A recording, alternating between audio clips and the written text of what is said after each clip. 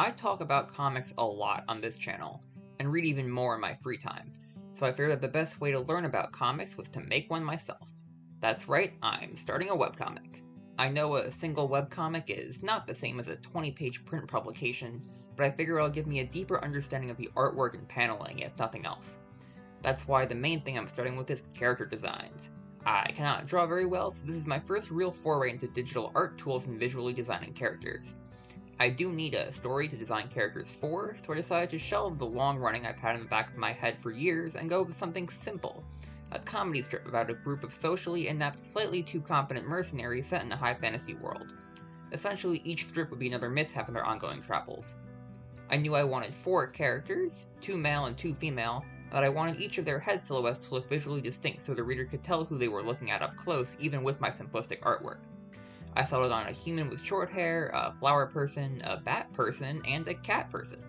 With that, I decided on names and roles for the characters and got to drawing. I'm using Krita for my artwork, and spent some time beforehand learning keyboard shortcuts so I can change my brush tool without moving my stylus, and I also realized just before I started that I should outline everything in black so different parts of the characters are easily distinguishable. I started with Daisy, my flower person druid.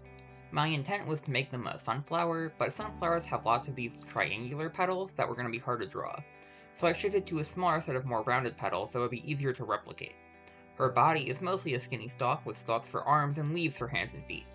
I added her druid staff in one hand to better portray her vibe, although I made it way too small. Of course, facing it just means that she's holding the tippy top for some reason. But I left that behind to do my coloring, aka the fill tool, and then decided to improve the feet. Instead of being flat, I wanted to give her curved feet like Mario's Patui piranhas, and settled on giving her 4 to make movement seem easier, since her feet are so small and she's so tall and skinny. I know humans also have relatively small feet, but the 4 just looked better on her. And that's Daisy, or my first pass of her anyways. Next up was Kagwin, my human alchemist. I started with their body, and knew that I wanted them to be holding an alchemy book to their chest. Not that you can tell what book it is, but just having a book gives them a more learner or educated vibe. I knew that each piece of clothing should be on a different layer, so one for the pants, one for the undershirt, and one for the overcoat. The overcoat is also designed to give off an academic vibe, but it definitely comes off during fieldwork. Unfortunately, what I did not count for is that the book needs to be under the sleeve and arm and over the rest of the jacket and body. What this means is that I had to go back and redo the overcoat and body layers to remove their arms and redraw them on a new layer. Could I have used the select tool to save myself time and irritation? Probably, but I didn't know that existed yet. With the arms all in place and the fill tool giving Gwen some color, I added a small W line for her breast, to show that she's a woman despite the outfit, and used a tiny bit of shading to show the depth and height of the breast so it doesn't come off as just a design on the clothing. Finally, onto the face, where I had way more trouble than I expected to with the eyes. After making the iris rounder than I thought I needed to, they finally looked good. I added a monocle to lean again into the academic, but also a slightly crazed aesthetic. I settled on more of a bronze and a gold color because it just looked better. I knew I wanted shorter hair because Gwen constantly plays with chemicals, but I just couldn't get it to look right until I realized that I was drawing hair my old way and wasn't using a black outline. Once I cycled through some colors, Gwen was down. 2 done, 2 to go. Gilliam was third, and I started off trying to get a good face for him. I know bats have kind of pointy faces, so I went with that to help make him stand out.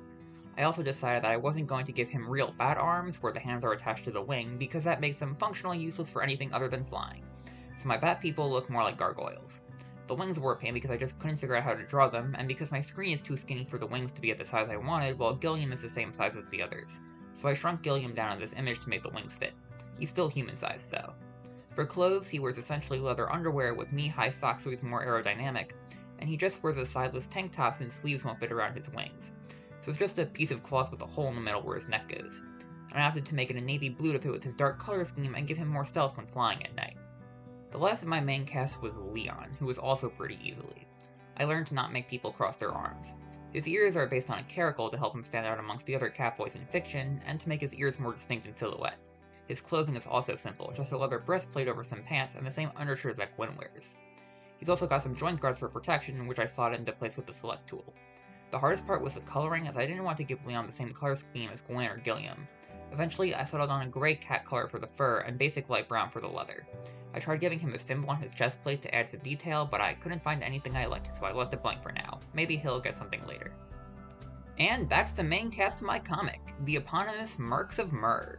I'm happy with how they came out, especially for my first real attempt at designing characters. Everyone pretty much has their own look and color scheme, which should help them stand out.